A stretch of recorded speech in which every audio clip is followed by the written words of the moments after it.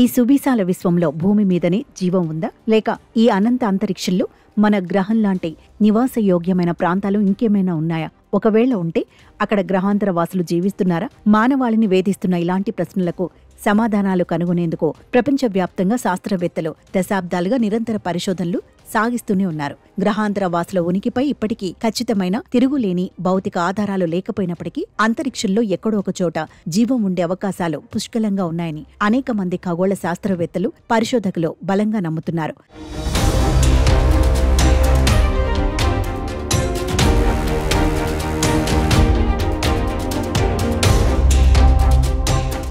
ఈ విశ్వాసానికి, ఊహలకు మరింత బలం చేకూర్చే అనేక సంఘటనలు, ఊహాగానాలు, అంతర్జాతీయ నివేదికలు ఎప్పటికప్పుడు వెలుగులోకి వస్తూనే ఉంటాయి. అగ్రరాజ్యాలైన అమెరికాతో సహా పలు దేశాల ప్రభుత్వాలు, సైనిక సంస్థలు గ్రహాంతర జీవులకు సంబంధించిన కీలక సమాచారాన్ని గోప్యంగా ఉంచుతున్నాయనేది చాలా మంది నమ్మకం. ఈ అంశంపై ప్రపంచవ్యాప్తంగా చర్చ మరోసారి రాజుకోవడానికి తాజాగా న్యూయార్క్ పోస్ట్ విడుదల చేసిన ఒక సంచలన డాక్యుమెంటరీ కారణమైంది. ది ఏజ్ ఆఫ్ డిస్క్లోజర్ అనే ఈ డాక్యుమెంటరీలో కీలకమైన ఒక విషయం వెల్లడైంది. అమెరికా మాజీ అధ్యక్షుడు జార్జ్ హెచ్.డబ్ల్యూ. బుష్ సీనియర్కు గ్రహాంతర జీవులతో సంప్రదింపులకు సంబంధించిన రహస్య సమాచారం తెలుసంట.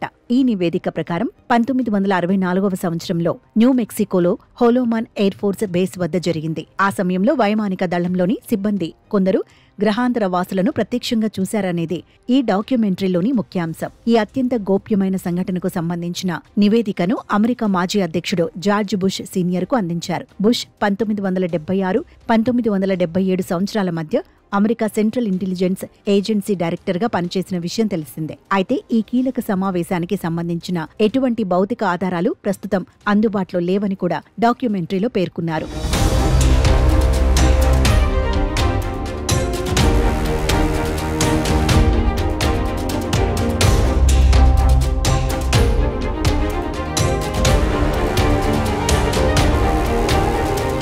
ఈ సంచలనాత్మక సమాచారాన్ని వెల్లడించింది ఖగోళ భౌతిక శాస్త్రవేత్త ఎరిక్ డేవిస్. డాక్యుమెంటరీలో ఎరిక్ డేవిస్ మాట్లాడుతూ 2003వ సంవత్సరంలో ఈ సంఘటన గురించి బుష్ స్వయంగా తనతో చెప్పినట్లు పేర్కొన్నారు. నివేదిక ప్రకారం హోలోమన్ ఎయిర్ ఫోర్స్ బేస్ సమీపానికి మొత్తం 3 అంతరిక్ష నౌకలు వచ్చాయి. వాటిలో ఒకటి భూమికి దగ్గరగా కిందకు దిగింది. ఆ దిగిన నౌకల నుంచి ఒక గ్రహాంతరవాసి బయటకు వచ్చి ఎయిర్ ఫోర్స్ బేస్ లోని సిబ్బందితో మాట్లాడటానికి ప్రయత్నించినట్లు అధికారులు బుష్ కు సమాచారం అందించారు. ఈ కీలకమైన అంశాలని బుష్ తనతో చెప్పినట్లు ఎరిక్ డేవిస్ తెలిపారు. అయితే ఈ సంఘటనకు సంబంధించిన మిగతా విషయాలేవి బుష్ తనతో చెప్పలేదని, అలాగే ఈ రహస్యాన్ని ఇతరులతోనూ చర్చించటానికి ఆయన ఇష్టపడలేదని డేవిస్ పేర్కొన్నారు.